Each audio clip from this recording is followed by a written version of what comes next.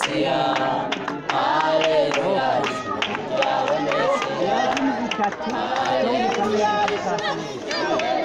Yehe mufate nguwo aragiye mbega imibatizo we imibatizo iragwira uyu wowe n'ubwa mbere ndawubonye mbega umubatizo ugoye we nitwa Rukundo mu ruganda rw'umuntu TV ndabahaye ikaze mu kiganiro imirindi aho tugiye kurabira hamwe umubatizo w'ukuri dukwiye kubatizwa aho ndi kumwe na mugenzi wanje mwene so Bucumi Isaka niwe yabateguriye iki kiganiro nanje ngiye kukibashikiriza ndabahaye ikaze kugira ngo turabire hamwe ivyo dukwiye kubamwo tureke ibinyoma wibuke gufyonda sabone kugira ngo uzorushirizeho gukurikirana ibiganiro n'inyigisho zacu kaze muvandimwe Isaka aka kanya nako nakanya ko kugira ngo tubandanye kwiga bimwe by'impwemu ibyo kurya by'impwemu tubisangirire hamwe ibyo kurya by'impwemu tugeze ko ni umubatizo wa Yohana wa Mose twaraye tuhejeje ubu tugeze ku mubatizo wa Yohana turabe Yohana nawe yabatije gute tubisanga mu gitabo cy'ibyakozwe n'intumwa igice 19 ku murongo wa 3 dusome dushike kuri 4 hari umurongo ugira 5 nitije ngomba kuzokoresha mu nyuma mu kwiga uwundi mubatizo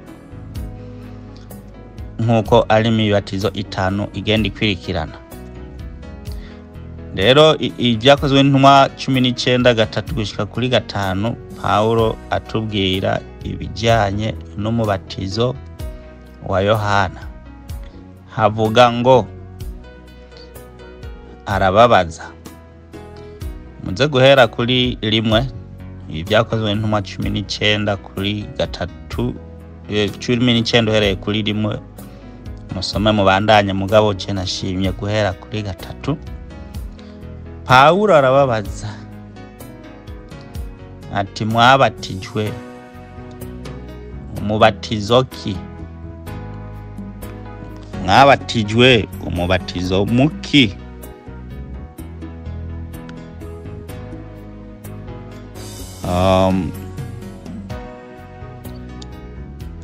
arababaza ati none kadabisome hano mwabatijwe umubatizo muki baramusubiza bati umubatizo wa Yohana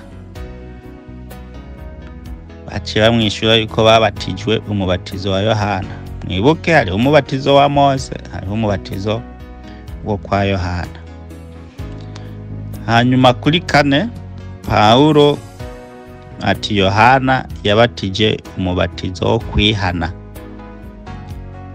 abarira abantu ko bakwiye kwizera uzoza hanyuma yiwe uwo nawe akaba ari Yesu ndiko ndabisoma uko biri kuri 5 bavyumvise babatizwa mu izina ry'umwami Yesu rero hano ntiturashikira umubatizo wa Yesu aha turi ku mubatizo wo kwa Yohana Paulo hano atubwiye neza yuko Yohana umubatizo yabatijemwo n'umubatizo wo kwihana reka tuce tugenda muri Yohana kugira ngo abitubwire neza nyene Yohana wenyene ubwiwe kuri uwo mubatizo wa Yohana twumvise Paulo ariko asobanurira abantu ishengero yaragezemwo ryashwiragiriye mu mahanga mu za Korinto hariya n'ahandi maze arababwira ati rero mbega mwabatijwe umubatizo wande umubatizo ki iki kibazo cyonyene nico ubanza kwiyumvira mwabatijwe umubatizo muki bisigura yuko ntihariho umubatizo umwe, hariho imibatizo myinshi. Inyishu bamwishuye bamubwira yuko babatijwe umubatizo wo kwa Yohana. Hanyuma Pawulo arababwira ati yego uwo mubatizo wa Yohana jewe Pawulo ndawuzi, ni umubatizo wo kwihana. Rero Yohana yababatije kwihana, nibyo yababatije. Mose yabatije abantu bagendere mu byagezwe. Yohana nawe abonye yuko ibyagezwe byabananiye, aca ababatiza umubatizo wo kwihana. Tubisomye mu byanditswe yuko Yohana yabatije umubatizo wo kwihana, si uwundi mubatizo yabatije. Matayo niwe yabimwandikiye, mugabo Yohana arabitubwira. Rero ni Matayo igice cya 3 ku murongo wa 4 usome gushika ku murongo wa 6. Turasubira muri Matayo 3:2, hanyuma tuce twongera tumanuke Matayo 3:8. Niho havuga amajambo ngo Matayo 3:4, Yohana uwo yari yambaye umwambaro w'ubwoya bw'ingamiya, abukenyeje umushumi. Ndabisome mu Kirundi ariko ntaco, mwebwe mubisome mu Kirundi byo fata umwanya. Abukenyeje umushumi. Yohana uwo yari yambaye umwambaro w'ubwoya bw'ingamiya, abukenyeje umushumi umukanda. Ibyo kurya vyiwe vyari inzige n'ubuki bw'ubuhura, ubuki bw'impura, zanzuki ntonto usanga zirabura, ubuki bwazo nibwo yirira. Kumbure ngira ngo yoba yari umuntu uzeye Yohana umunyaburagane, kubera nibo bikundira inswa. Nyaburagane kunswa ni hatari, mugabo gusa ntizari inswa, bavuze yuko zari inzige. Hanyuma kuri 5 Matayo 3:5, maze ab'i Yerusalemu n'ab'i Yudaya bose no mu gihugu cyose giteranye na Yorodani bose barahaguruka baza ahari. Kuri 6 Matayo 3:6, ababatiriza mu ruzi rwa Yorodani bavuga ibyaha byabo. Reka mere nk'uteba hano gatoya. Matayo 3:6 havuze ngo ababatiriza mu ruzi rwa Yorodani bavuga ibyaha byabo bakoze. Twebwe uko twamenyereye ko byagenze nuko bigenda, uko twazaniwe ubutumwa, imbere yuko tubatizwa turihana. Imbere yuko tubatizwa turihana. Mugabo kuri Yohana hoho byari different. Hariho difference, ubutandukane bw'umubatizo w'uno munsi. Umubatizo w'uno munsi twebwe nkuko mpejeje kubivuga, tubanza tukihana. Turabwirwa ubutumwa tukihana, tugejeje kwihana tukaca tugenda kwiyandikisha kuzobatizwa. Mugabo kuri Yohana hoho imbere yo kuvuga ibyaha byawe, imbere yuko wihana, mubanza kubatizwa. Wabanza kubatizwa ni ku murongo utubwiye Matayo 3:6, babatizwa mu ruzi rwa Yorodani. Bahejeje kubatizwa mu ruzi rwa Yorodani, baca bavuga ibyaha byabo, no kuvuga baratura, barihana, batura, kuvuga ibyaha no kwatura, confess. Rero biratandukanye n'umubatizo twe twabatijwe. Twebwe twabanje turihana tubona kubatizwa. Mugabo kuri Yohana utangura kubatizwa hanyuma ukaca wihana ibyaha byawe. Aha rero harakabaza, nkuko Paulo yari yamaze kubitubwira hariya mu gitabo cy'ibyakozwe n'intumwa 19 yuko umubatizo Yohana yabatije utabaye uwundi mubatizo kiretse ko abantu babatijwe kwihana, babatirijwe kwihana, nico babatirijwe.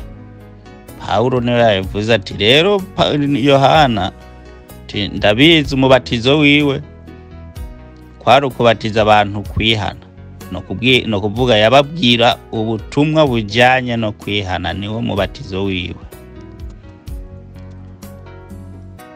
Rero yarabuhusha, arabuhuha.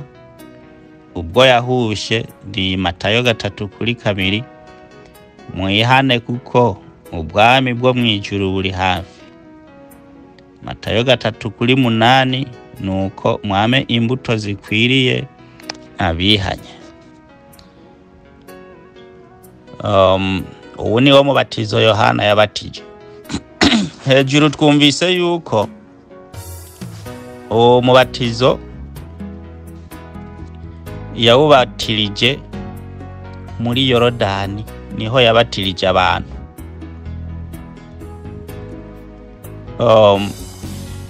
Ahambere yari mu misozi ababwira ubutumwa bwo kwihana, hanyuma mu nyuma aramanuka aja kuri Yorodani aza kubatiriza abantu, ababatiriza muri Yorodani. Paulo ati umubatizo rero Yohana yabatije wabaye umubatizo wo kwihana. Uce wongerako yuko uwo mubatizo wo kwihana Yohana yabatirije abantu yawubabatirije muri Yorodani. Uca usubira ku mubatizo wa Mose yababatirije mu kiyaga cigabanijemo kabiri, yongera kandi ababatiriza mu gicu. Uca uteranya n'iri jambo Yohana abatiriza abantu muri Yorodani ni ikintu kimwe. Murumva yuko Mose yababatirije mu ruzi, mugabo rwigabanije akababatiriza no mu bicu. Rero uko Mose yabatije abiwe ababatiriza mu ruzi rwigabanije, akongera akababatiriza mu gicu nkuko twabisomye, niko na Yohana yababatirije mu ruzi. Reka ndababwire ugo ruzi ukuntu byagenze kugira ngo arubabatirizemo. Mwibuke ipointi aheri Paulo yavuze yuko yabatirije abantu kwihana, yababatirije kwihana. Turaza kugenda mu buvugishwa turabe ukuntu byari byaravuzwe, mugabo reka tubanze tuvuge ukuntu Yohana yabatirije mu ruzi. Hejuru nanditse nti kubatiriza muri Yorodani. Yohana abatiriza abantu muri Yorodani.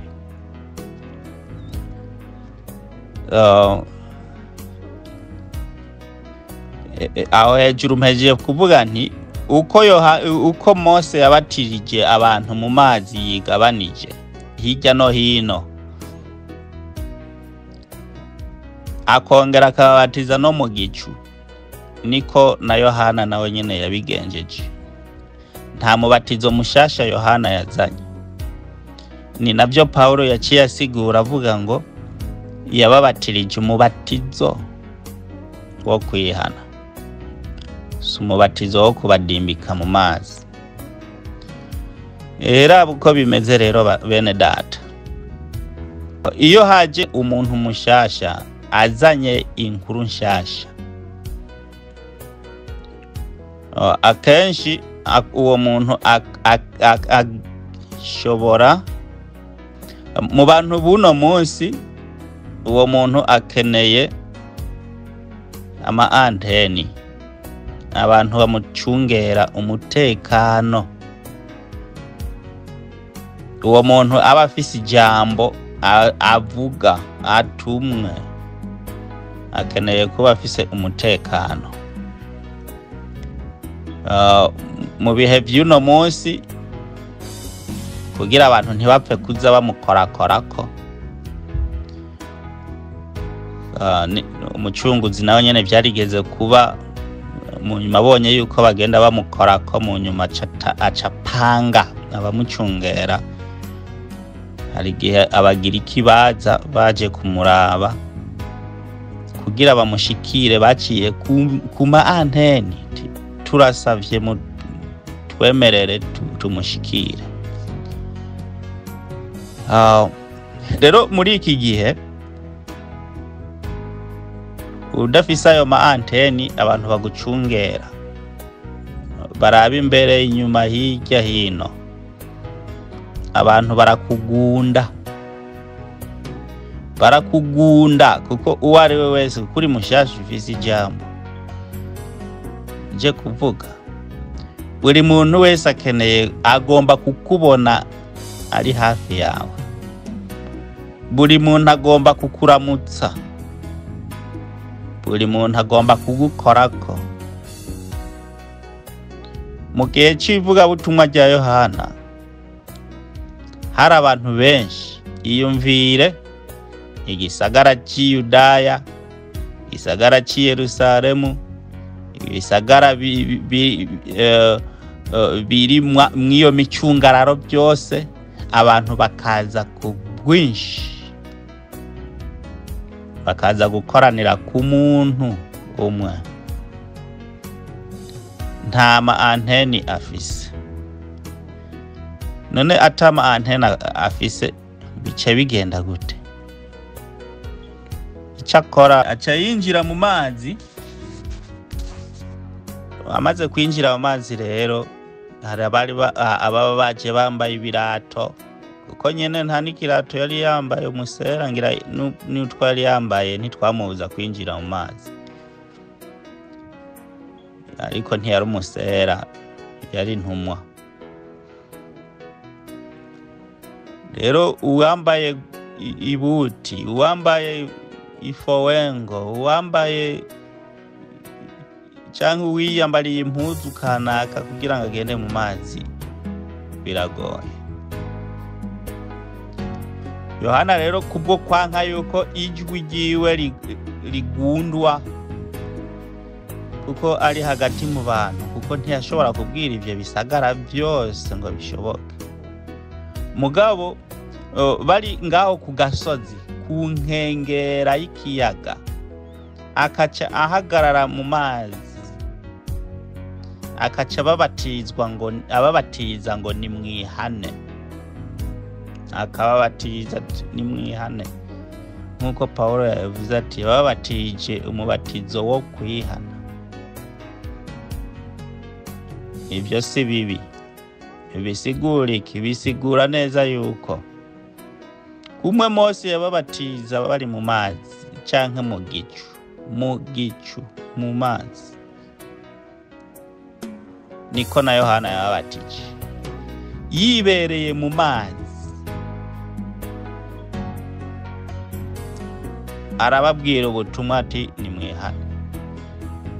Ubwo butumwa yababwiye ati nimwihane nibwo bwitwa kubatiza, umubatizo wa Yohana. Kandi icyo nico gisigura ngo yababatije muri Yorodani.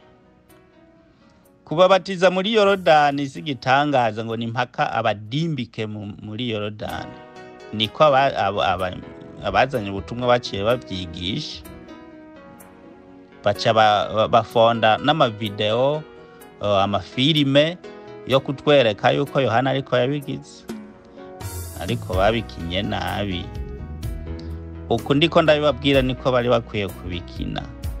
Bari kubikina Yohana ari mu mazi ababatiza kwihana, ababwira ubutumwa bwo kwihana, nta kindi. Kuko umubatizo wa Yohana ni umubatizo wo kwihana, nta kindi kintu, nta wundi mugenzo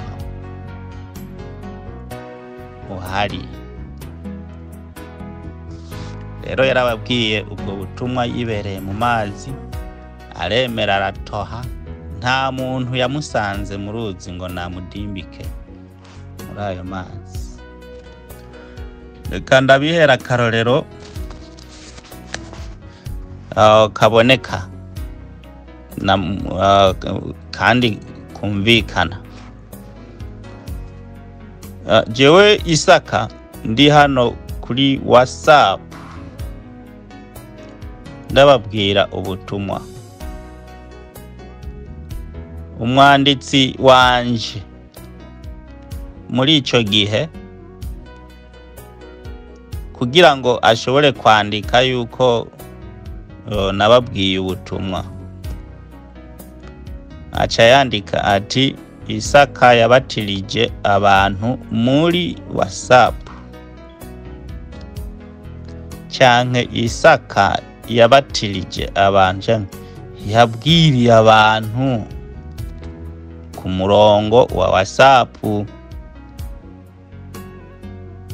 Aha rero ndiko ndababatiza kuri WhatsApp, wavyanka wavyemera, ndiko ndakubatiza ndi kuri WhatsApp, ndi muri WhatsApp, nkuko Mose nawe nyene yabatiza abantu ari mu gicu.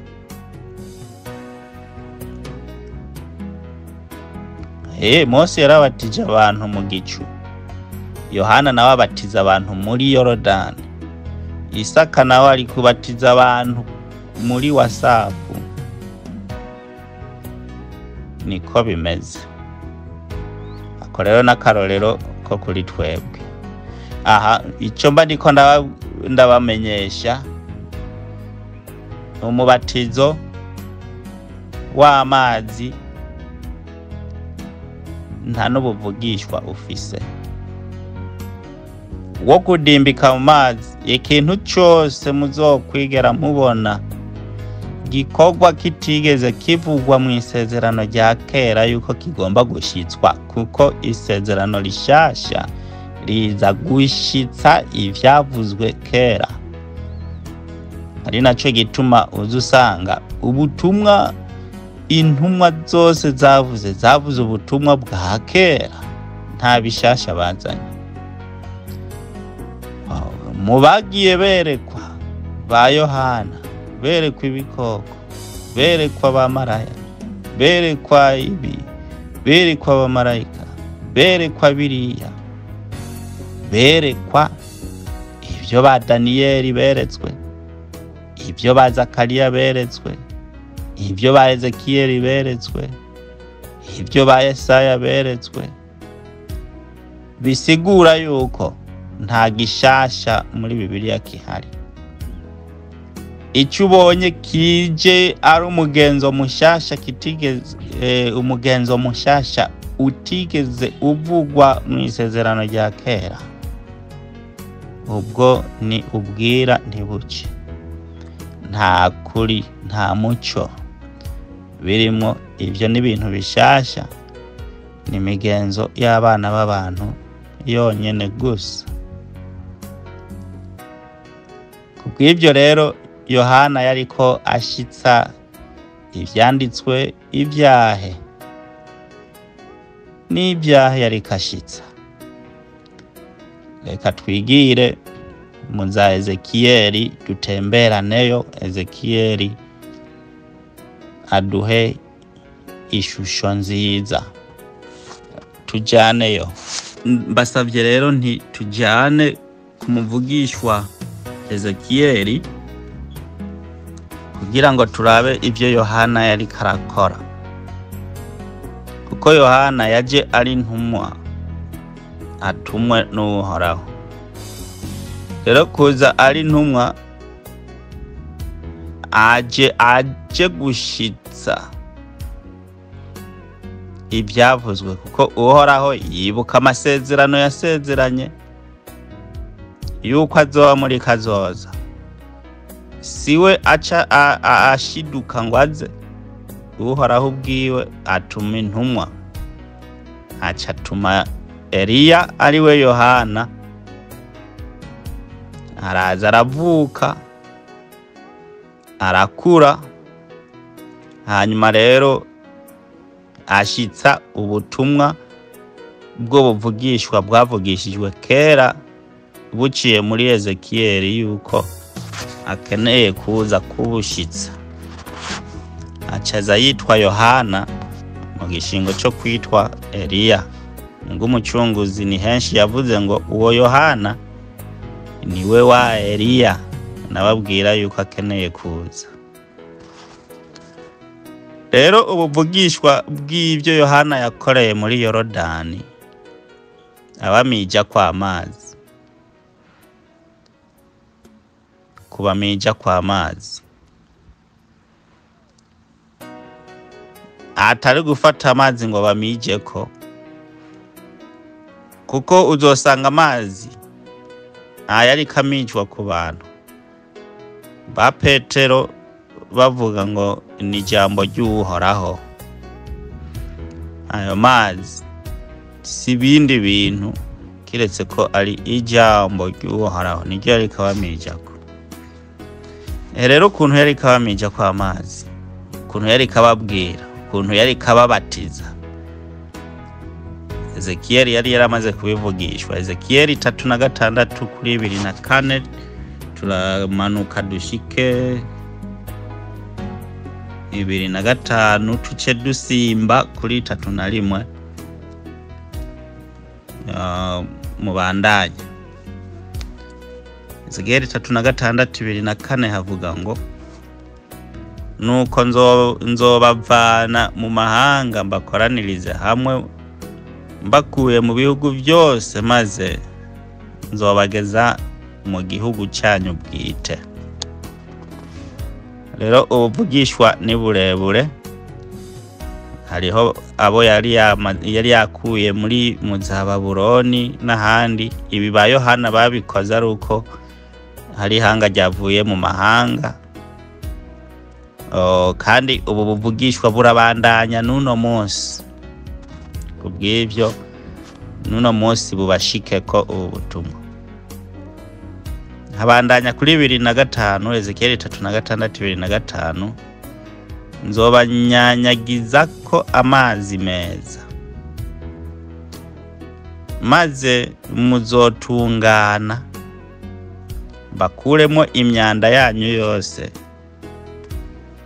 n'ibigirwamana byanyu byose. Kuri 3:1 nasimbye, Ezekiyeli 3:6 3:1, niho muzokwibuka ingeso zanyu mbi n'imigirire yanyu idatunganye, kandi n'ibibi byanyu n'ibizira byanyu bizobatera kwihinyura ubwanyu. Kwihinyura ubwanyu. Yohana ariko avuga ubutumwa byagenze gute? Ariko aranyunyagiza amazi mu bantu, byagenze gute? Ariko ababwira kwihana, ariko abanyunyagiza ko amazi, ababwira ubutumwa. Hano twumvise yuko bariko banyunywagizwa ko amazi, bazoca bibuka ibyaha byabo, bibuka imyanda yabo, bibuka imigirire mibi yabo idatunganye, bibuka ibizira byabo, bibuka ibigirwamana byabo. Uca usubira muri Matayo 3:6, ababatiriza mu ruzi rwa Yorodani, no kuvuga ahagaze muri Yorodani ariko ababwira ubutumwa abantu baca bihana ibyaha byabo. Niko bimeze.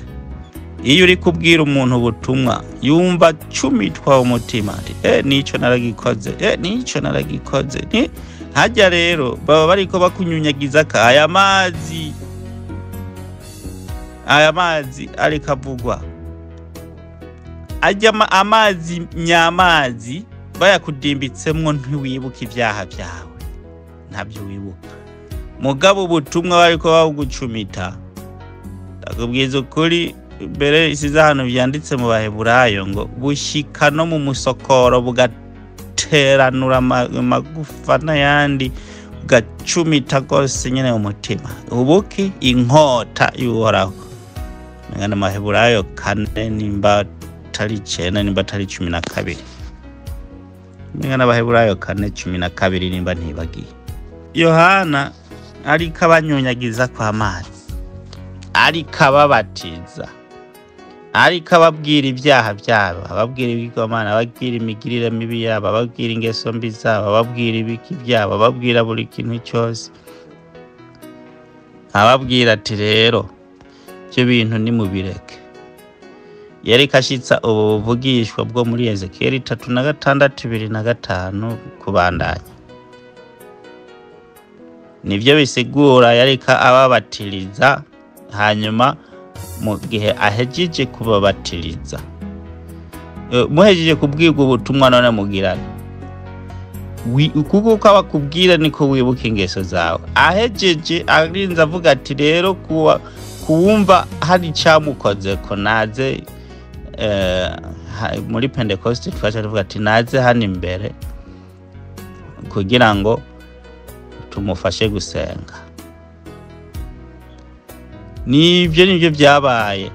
Ahagaze mu ruzi Yorodani, yanse ko bamuduga, yanse ko bamukorangako, yanse yuko ijwi ryiwe ataho ryoshika kuko hari haje ibisagara byinshi byari bikoraniye aho. Aja mu mazi kuko mu mazi nta muntu yari kumusangayo. Aca abanyunyagiza mwaya mazi, abanyunyagiza mwiri jambo ry'Uhoraho yihagarariye muri Yorodani hagati. Nabo bibereye ku musozi. Arega n'umucunguzi yaraje. None nanje ndabatizwa. Bisobanurike. Nanje none nawe uje kwihana kumenga mpaye ndakuraba muri darubini umenga nta cyaho ufise. Tumenga uri umwe yantuma. Yohana hora bihore icyo ukora gusa wewe nanje ndaje umbwira ubwo butumwa nyunyagiza ko ayo mazi kuko naremeye kwishira kw'ibyaha. Rero ndi umunyabyaha nanje natacafise naremeye kubyishirako. Wewe mbwira ubwo butumwa bwo kwihana kugira ngo dushitse ukugororoka, dushitse kugira dushitse ibyavuzwe. Yohana agize nta kundi ko ari wewe ubigira ukabigirura. Yohana rero avuga ubwo butumwa bisigura abanyunyagiza ko ayo mazi yari yavuzwe na Ezekiel. Ayo mazi bariko ayabanyunyagizamwo ico byavuyemwo ni Matayo 3:6 baca bavuga ibyaha byabo. Uhejeje kubatizwa ucuvuga ibyaha bitandukanye n'umubatizo twabatijwe. Ubanza kwihana, ubanza kuvuga ibyaha byawe, hanyuma ukaza kubatizwa. Mugabo kuri Yohana ubanza kubwirwa, ubanza kubatizwa, hanyuma ukabona kuvuga ibyaha byawe. Kuko uko kubatizwa niko uburi kubwirwa cya kindi na bwa burozi na yahirizi cya giheko ugira ko twumvise hejuru muri Ezekiel nzobanyunyagiza ko Ezekiyeli 3:6-2:5 nzobanyunyagiza ko amazi meza maze muzotungana amazi nyatunganya ubutumwa mbakureho imyanda yanyu yose n'ibigirwamana byanyu byose ibigirwamana ni isayo mahirizi ibyo biheko mubwira ko mwe mwashinga mu mapempe hajya mu mabotike mwe mu ma office bya bindi nyene bya bindi nyene rero ariko abanyunyagiza ko aya mazi baca batura ibyaha byabo.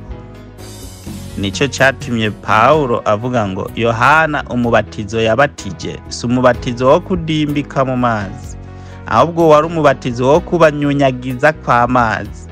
Ayo mazi nayo kuyabanyunyagiza ko uri kubabwira ati ibi mwakoze aho uri ko unyunyagiza, nibi mwakoze aho ayo na amazi. Ntibisigura ngo na amazi udashe cyangwa ngo nayo ufashe n'amaboko eka. Ijambo riba ririko rikuva mu kanwa ry'Uhoraho uribwira abantu ubu uri kubanyunyagiza mu ayo mazi. Ayo mazi niyo aca atuma abo bantu bavuga ibyaha byabo. Kubw'ibyo umubatizo Yohana yabatije si uwundi mubatizo wo kudimbika mu mazi canke wo gufata amazi ngo ayashire umuntu uzeye mwibesani hama agenda afata duke dukagusuka ko eka. Bwari ubutumwa akabuvuga ahagaze mu mazi kugira abantu ntibamugundare, hanyuma kugira ngo kandi ijwi lishikire ibisagara abaje bavuye i Yudaya kuko bari benshi, n'abaje bavuye Yerusalemu abo ni benshi, abaje bavuye mu micungararo y'ibyo bihugu byose ni benshi. Rero kuba bari kumwe atayitaguje ubwo butumwa nta naho bwoshika. Mugabo yaciye akoresha iyo taktike yahawe n'Uhoraho ati iyinjirire mu mazi Yohana, aturabe ko hari numwe gusangayo, hama rero ubabwire ubutumwa bwo kwihana. Baca barihana ababatije umubatizo wo kwihana. Rero umubatizo wa Yohana no mubatizo wo kwihana. Ubu yari mwene so Bucumi Isaka.